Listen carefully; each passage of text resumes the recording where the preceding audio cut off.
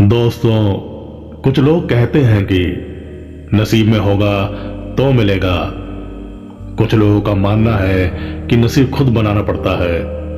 नसीब में ना मानने वालों की संख्या बहुत बड़ी है, लेकिन शायद उससे भी ज्यादा संख्या नसीब को मानने वालों की है। खासकर हमारे देश भारत में तो काफी ज्यादा है।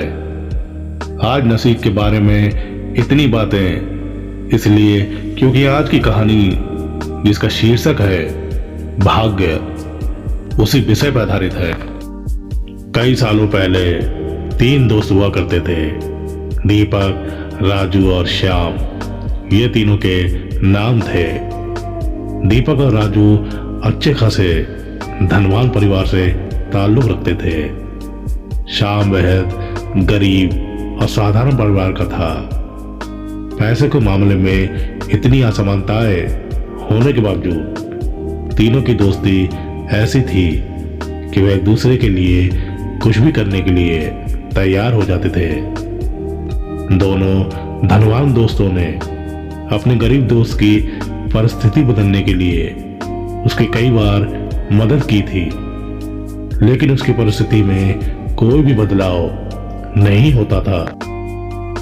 वो कहते हैं ना कि समय से पहले और नसीब से ज्यादा किसी को कुछ नहीं मिलता। बस वैसा ही कुछ श्याम के साथ होता था। तीनों ही जवान हो गए। दोनों धनवान दोस्त अपना अपना व्यापार अच्छे से करने लगे और पहले से भी ज्यादा धनवान बनते चले गए। श्याम की हालत बस से बदतर होती गई। अपने दोस्त की बिगड़ती हुई हालत देखकर दीपक और राजू ने उसके लिए कुछ करने का फैसला किया। दोनों ने 100 के सोने के सिक्के एक थैली में रखे और श्याम को देते हुए कहा कि तुम इनसे कोई व्यापार शुरू करो और पैसे कमाओ और अपनी गरीबी दूर कर लो। श्याम ने उन 200 सिक्कों में से 5 सिक्के घर खर्च के लिए निकाले और बाकी के 195 सिक्के अपनी पगड़ी में बांधकर शहर की तरफ जाने लगा, ताकि वहां जाकर व्यापार के लिए कुछ जरूरी चीजें ला सके। वो गांव से कुछ ही दूर पहुंचा था कि आसमान से एक चील उड़ती हुई आई और उसकी पगड़ी उड़ाकर ले गई। श्याम ने उसका काफी पीछा किया, लेकिन चील इतनी ऊंची और तेज उड़ी कि उसको आखिरकार हार मानकर अपने घर लौटना पड़ा।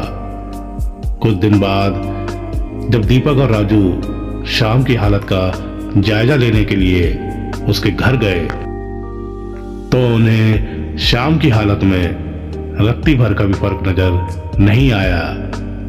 पूछने पर श्याम ने सारी हकीकत दोनों को बता दी। राजू को उसकी बातों पर भरोसा नहीं हुआ, लेकिन दीपक ने उस पर विश्वास कर लिया।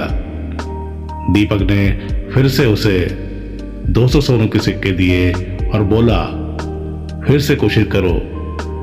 दीपक और राजू के जाने के बाद श्याम ने सोचा कि अभी काफी रात हो गई है, इसलिए सिक्कों को कहीं छुपा देता हूं ताकि कोई चोर उन्हें चुरा ना सके। कल शहर जाकर कोई धंधा शुरू करूंगा। उसने उन सिक्कों को अपने घर में रखी भूसे की एक टोकरी में छुपा दिया। श्याम सुबह नींद से जागा और सीधा उस भूसे की टोकरी की तरफ गया जहां उसने सिक्के छुपाए थे। उसने घर में काफी ढूंढा, लेकिन वह भूसे की टोकरी कहीं दिखाई नहीं दी। उसने अपनी मां से पूछा तो मां ने बताया कि उसे सब्जी खरीदनी थी और घर में पैसे नहीं थे, इसलिए उसने उस भूसे की टोकरी के बदले सब्जी खरीद ली। श्याम आखिर करता भी क्या, वह अपनी किस्मत को कोसता रह गया। फिर कुछ दिनों के बाद दीपक और राजू श्याम को मिलने आए। तब भी उन्हें उसकी परिस्थिति बदलती हुई नजर नहीं आई, बल्कि इस बार तो उसकी हालत और ज्यादा खराब हो गई थी। उसके कपड़े फट चुके थे और घर में कपड़े सीने के लिए सुई तक नहीं थी। दीपक और राजू के पूछने से पहले ही श्याम ने अपने साथ घटित हुई घटना के बारे में सब कुछ सच सच दोनों को बता दिया। वह बोला कि तुम लोग मेरी मदद करना छोड़ दो। अब तो मुझे भी लगता है कि मेरी किस्मत में धनवान बनना लिखा ही नहीं है। मेरी वजह से तुम्हारा भी काफी नुकसान होता रहता है। राजू को अपने दोस्त की ऐसी हालत पर दया आ गई, लेकिन वह जानता था कि वह चाहे कितनी भी उसकी मदद करने की कोशिश करे, उसका परिणाम बिल्कुल निष्फल रहता है। इसलिए वह तुरंत बाजार जाकर एक सुई खरीद कर लाया और उसने श्याम को वह सुई दे दी।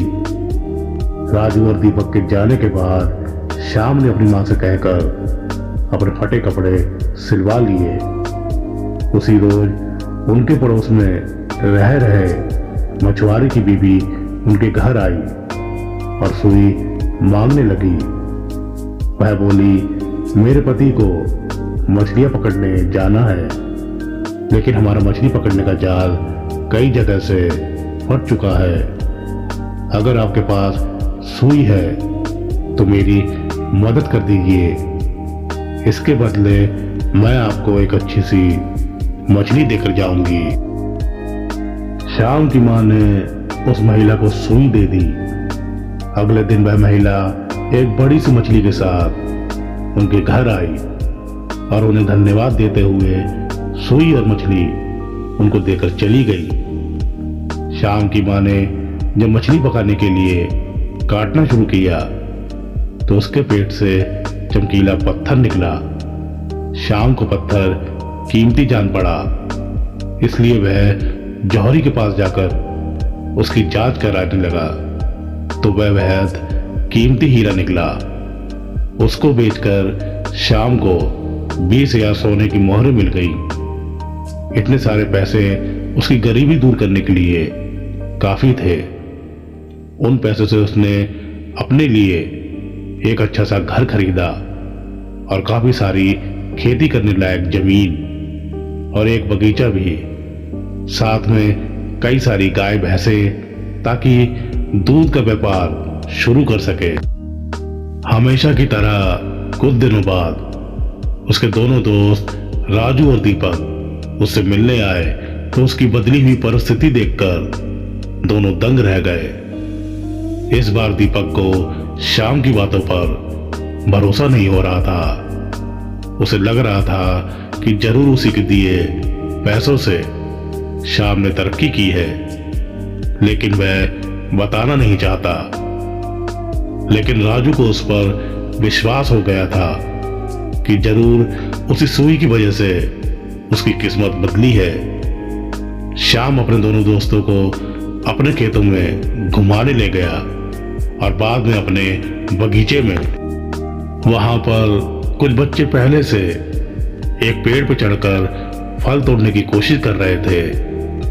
बच्चों ने गलती से वहां पर एक पक्षी का घोंसला गिरा दिया, जिसमें एक पगड़ी के अंदर 195 सोने के सिक्के वाली वह पोटली थी, जिसे कभी एक चील श्याम के सिर से ले उड़ी थी। उसे लेकर जब तीनों दोस्त घर को लौटे तब श्याम की मां गाय भैंसों को भूसा खिला रही थी और उसी दौरान भूसे की एक टोकरी से वो 200 सोने के सिक्के भी निकले, जो श्याम ने कभी अपने पुराने घर में भूसे की टोकरी में छिपाए थे। उसकी किस्मत कुछ ऐसा खेल खेल रही थी कि उसके हक की सारी चीजें और खुशियां उसके पास लौट कर आ रही थी।